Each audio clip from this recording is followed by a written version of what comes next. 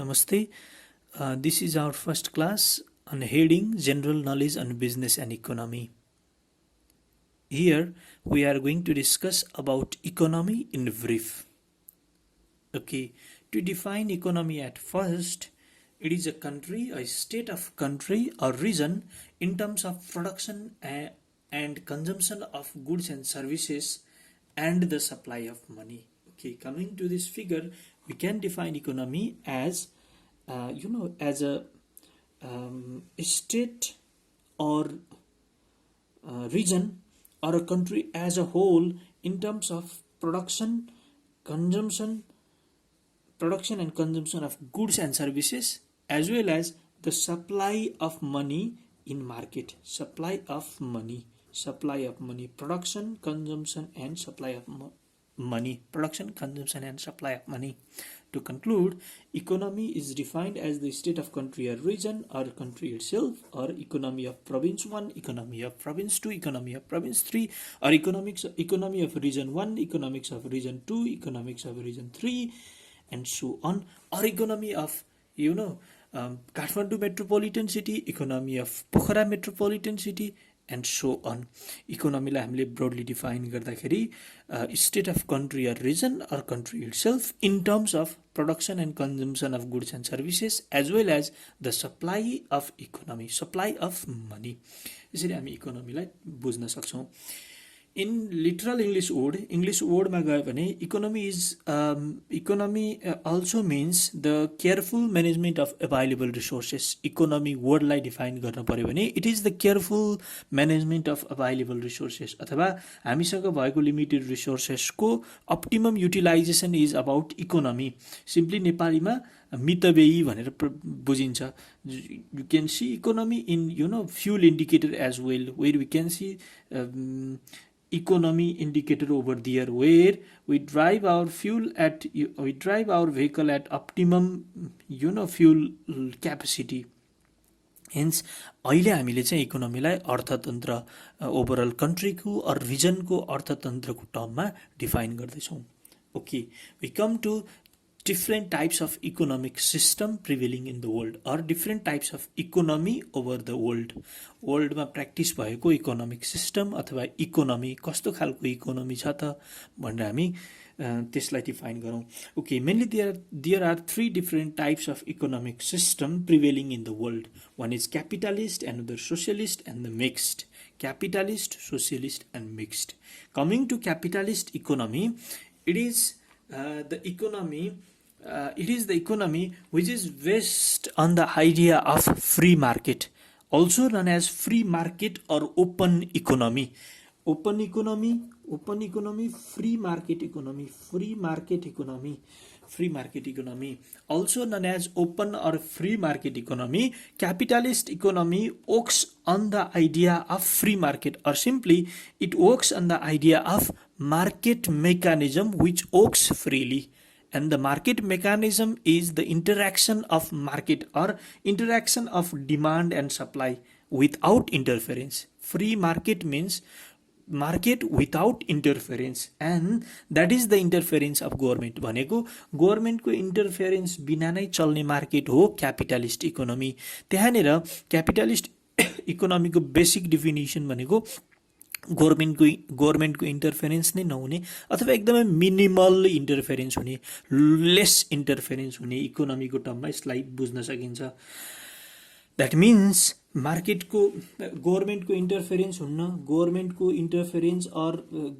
Interference और role कम हुन्छ, government को इन्टरफेरेन्स हुँदैन अथवा एकदमै मिनिमल हुन्छ भन्नुको अर्थ here the private entities have lot of economic power.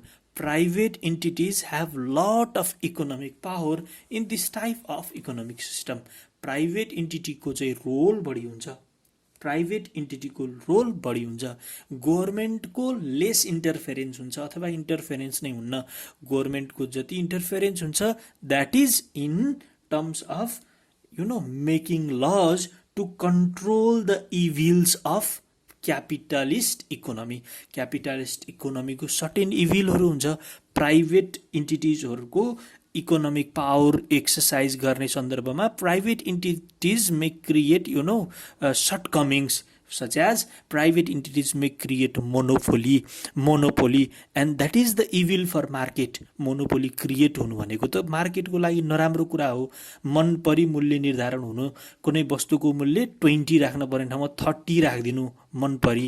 20 राखे पनि दे गेट अप्टिमल प्रफिट, तर they are making the price which is 30. त्यस्तो बेलामा चाहिँ मोनोपोली कन्ट्रोल गर्नको लागि government should make law. Hence capitalist इकोनोमीमा गभर्नमेन्टको मिनिमल रोल भनेको government make laws to control monopoly for example. Hence, capitalist economy is an economy which is also known as open or free market economy, where there is the maximum or the lot of economic power resides over private sector, private entities, and government has less influence over there. Okay, next one is socialist economy, where socialist economy also known as command economy. Socialist economy लाई हामी command economy भनेर पनि define गर्न सक्छौं. Command economy, or you can say this economy as planned economy. In this type of economy or in this type of economic system, government has dominant control. Government को role चाहिँ बढी हुन्छ यस्तो खालको इकोनोमिक सिस्टममा. Government comes in and exercises control over the resources. इकोनोमीको रिसोर्सेसहरुमा control राख्छ कसले? गभर्नमेन्टले. जस्तो क्यापिटलिस्ट इकोनोमीको हकमा प्राइभेट सेक्टरले राखेको जस्तै यहाँनेर गभर्नमेन्टको रोल चाहिँ बढी हुन्छ in socialist economy. Okay, production, consumption, distribution etcetera त्यस्तो पावरहरू, प्रोडक्सनको, कन्ज्युम्सनको, डिस्ट्रिब्युसनको, एक्सचेन्जको त्यस्तो power resides on government mainly. गभर्नमेन्टले त्यस्तो पावरहरू चाहिँ मच अथवा मेनली गभर्नमेन्टसँग त्यस्तो पावर रिसाइड गर्छ in socialist economy. Okay, the final one is mixed, and that is the blend of both capitalist as well as socialist economy. We can say the mixed economy as the compromise position of capitalist and socialist economy. Mixed economy is the compromise position of capitalist and socialist economy, where government as well as private sector's influence is over there. Also we can say that there is partly control of government as well as the partly control of private sector. Partly control of government as well as the partly control of private sector. Okay. In practice, व्यवहारको कुरा गर्ने हो भने in over the globe there are mainly three economic system prevailing: capitalist, socialist, mixed. Capitalist economy open or free market, private sector को role, socialist command, government को role बढी, mix of both.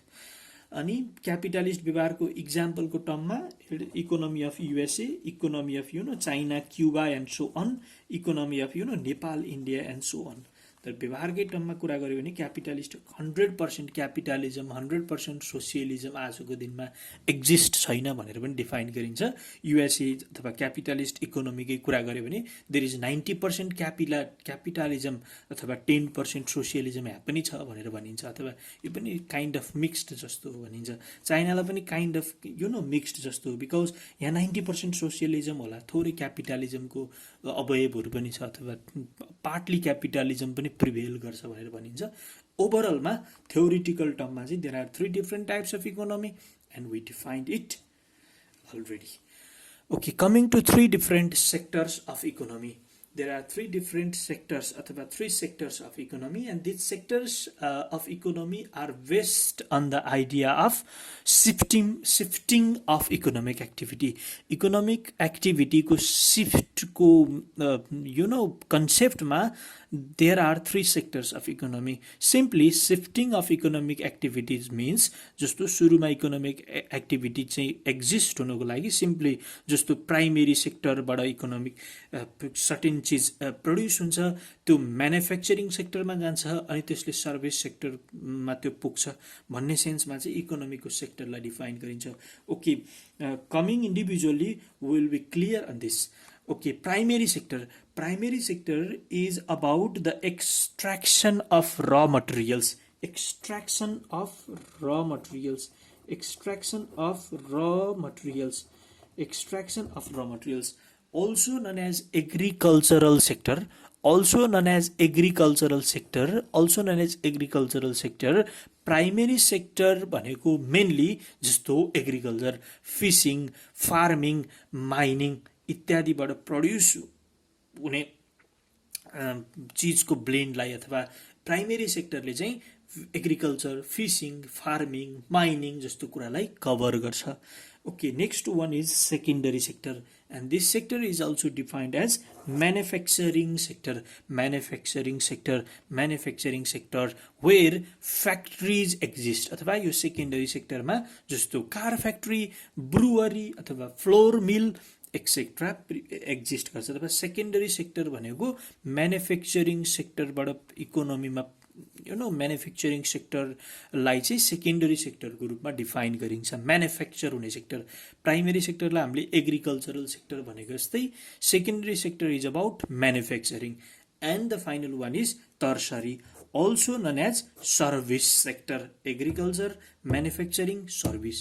Service sector ma there comes banking, there comes retail shops, also there comes restaurants and so on. Okay. We come to national income accounting. National income accounting. Okay, we defined different types of economic system prevailing in the world and the different sectors of economy.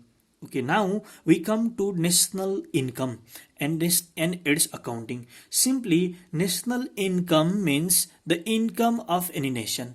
एउटा कुनै नेसनको अथवा एउटा कुनै रिजनको, एउटा कुनै स्टेटको भनेर पनि डिफाइन गर्न सकियो इन टर्म्स अफ इकोनोमी. अहिले एज अ होलमा नेसनल इन्कम पढेकोले नेसनको भनेर हामी डिफाइन गर्न सक्छौँ. Okay, national income is about the overall production of a nation in a particular period of time and about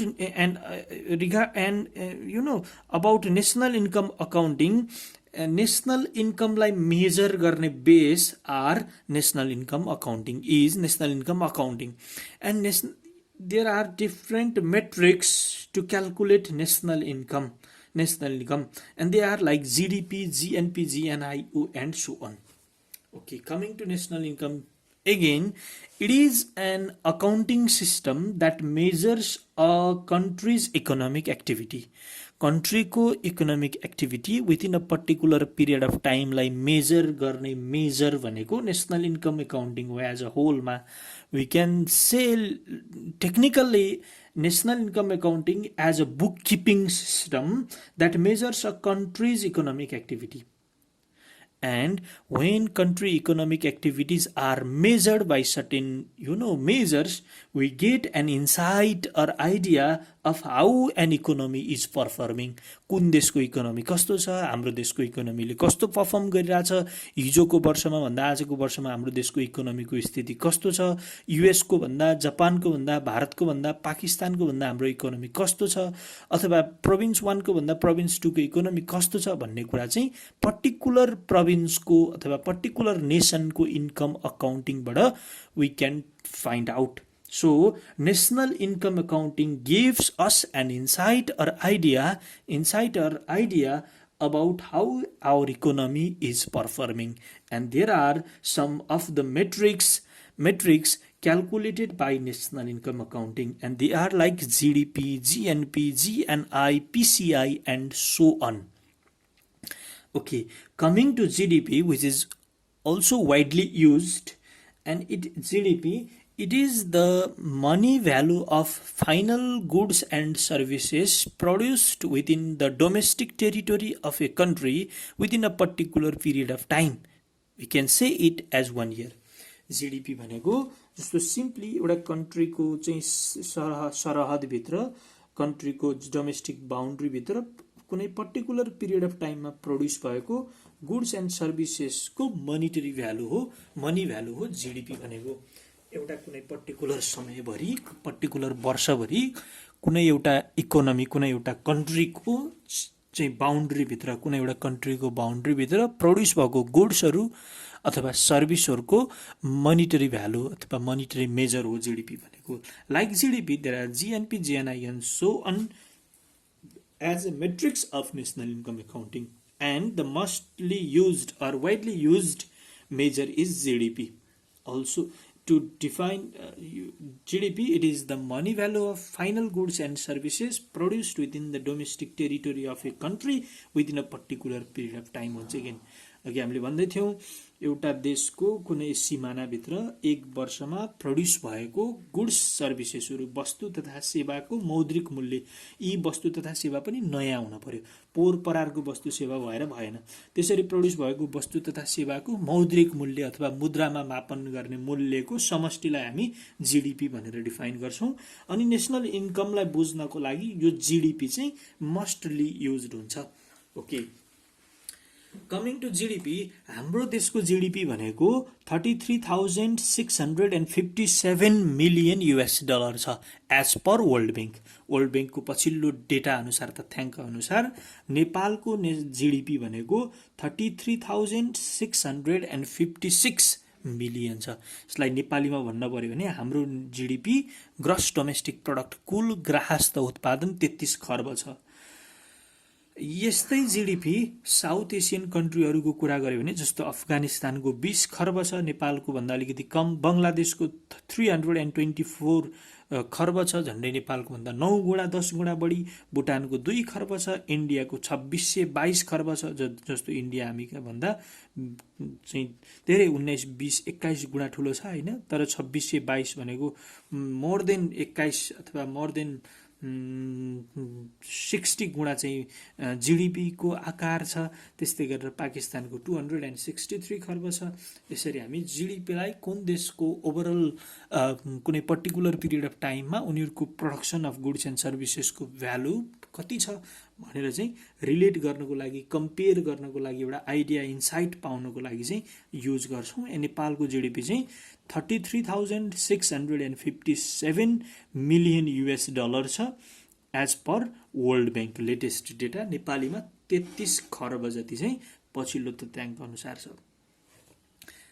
okay, धेरै जीडीपी हुने कन्ट्रीहरूको कुरा गरे भने एज पर वर्ल्ड ब्याङ्क फर्स्टमा USA, China, Japan, Germany, USA, China, Japan, Germany, UK, इन्डियाहरू चाहिँ धेरै GDP भएको कन्ट्रीहरूमा आउँछ. क्रमशः USA, China, Japan, Germany, UK, India क्रमशः चाहिँ धेरै जीडीपी हुने कन्ट्रीमा पर्छ. Okay, next one is economic growth. And economic ग्रोथलाई सिम्पली डिफाइन गर्नु पर्यो भने यो भनेको सिम्पली जस्तो हामीले नेसनल इन्कम अकाउन्टिङमा युज गरेको मेजरहरूमा आएको ग्रोथ हो. सिम्पली जीडीपीमा आएको ग्रोथलाई हामी इकोनोमिक ग्रोथ भनेर भन्न सक्छौं. जस्तो हाम्रो कन्ट्रीको लास्ट इयर 33 खर्ब जीडीपी थियो.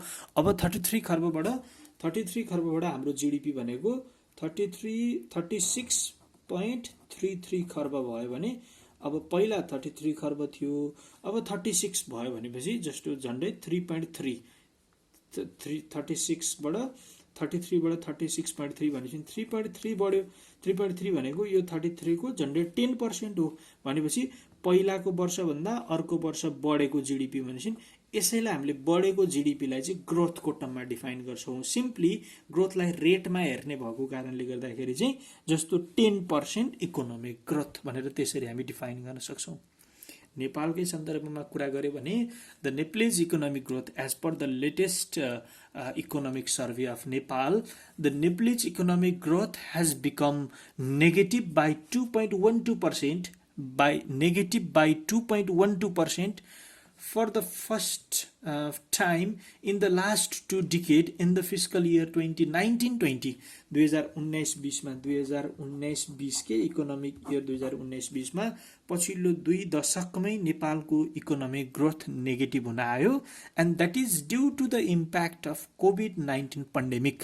कोभिड-19 को पेन्डेमिकले नेपालको इकोनोमिक ग्रोथ चाहिँ विगतको 2 दशकमै 20 वर्षमा नै चाहिँ नेगेटिभ हुन आयो. पछिल्लो 2019-20 को त नेपालको इकोनोमिक ग्रोथ कति छ भनेर भन्यो भने चाहिँ that is 2.19%, which is negative. हाम्रो पहिला 33 खर्ब जिडिपी थियो भने अब झन् 3 गुणा छ अझै घटेर चाहिँ जिडिपीको आकार आयो। हाम्रो चाहिँ जिडिपी चाहिँ पछिल्लो समय चाहिँ नेगेटिभ रेट अथवा जिडिपीको ग्रोथ चाहिँ नेगेटिभ भयो भनेर हामी बुझ्न सक्छौँ ड्यू टु कोभिड-19 पेन्डेमिक। ओके, इकोनोमिक ग्रोथलाई हामीले चाहिँ डिफाइन गऱ्यौँ, नेगेटिभ छ भनेर हाम्रो कन्ट्रीको चाहिँ लास्ट इयर 2.19%ले नेगेटिभ भनेर पनि डिफाइन गऱ्यौँ। अब हामी इकोनोमीमा डिफ्रेन्ट सेक्टरको कन्ट्रिब्युसनको कुरा गर्छौँ। इन सर्ट हामीले अलरेडी डिफाइन गरिसक्यौँ, there are 3 different types of sector in economy. One is agriculture, another is industry, and the final one is service. अनि agriculture sector, industry sector, service sector भनेको simply इकोनोमीको सिफ्टिङको आधारमा चाहिँ यसलाई define गरिएको हुन्छ। जस्तो एग्रिकल्चरबाट इन्डस्ट्रीमा, इन्डस्ट्रीबाट सर्भिस सेक्टरमा इकोनोमिक एक्टिभिटीहरू सिफ्ट हुन्छ भनेर पनि डिफाइन गरिएको हुन्छ। र कमिङ टु नेपालको पछिल्लो इकोनोमिक सर्वेको डेटा अनुसार एग्रिकल्चर सेक्टरले अथवा प्राइमेरी सेक्टरले नेपालको ओभरअल जिडिपीमा 25.8% योगदान गर्छ। त्यस्तै गरेर इन्डस्ट्री सेक्टरले 13.1% योगदान गर्छ र सर्भिस सेक्टरले बाँकी 61.1% योगदान गर्छ। इकोनोमीमा डिफ्रेन्ट सेक्टरको कन्ट्रिब्युसनलाई लिएर, जस्तो युएसको कुरा गरौँ, इन 2018 को युएसको तथ्याङ्कलाई हेऱ्यो भने the agriculture sector contributed around 0.86%। Agriculture सेक्टरको एकदमै less contribution to the GDP of USA. In the same year, त्यही वर्षमा युएसए को जिडिपीमा झन्डै, यो युएसए कै कुरा गरौँ न, युएसए को जिडिपीमा 0.86% चाहिँ एग्रिकल्चरको थियो, एग्रिकल्चरको सेक्टरको थियो। त्यस्तै गरेर 18.64% चाहिँ इन्डस्ट्री सेक्टरको थियो। बाँकी अराउन्ड 76.89% चाहिँ सर्भिस सेक्टरको थियो। जेनरली यो ओभरअल इकोनोमिक टर्ममा पनि धेरै सर्भिस सेक्टरबाट कन्ट्रिब्युसन हुने अनि अलि कम इन्डस्ट्रीबाट, एकदमै कम एग्रिकल्चर सेक्टरबाट कन्ट्रिब्युसन हुने इकोनोमीलाई चाहिँ डेभलप्ड इकोनोमीको बेसिक फिचरको रूपमा यस्तो खालको इकोनोमीलाई लिने गरिन्छ। Okay, this much for today and will meet in another class. Thank you.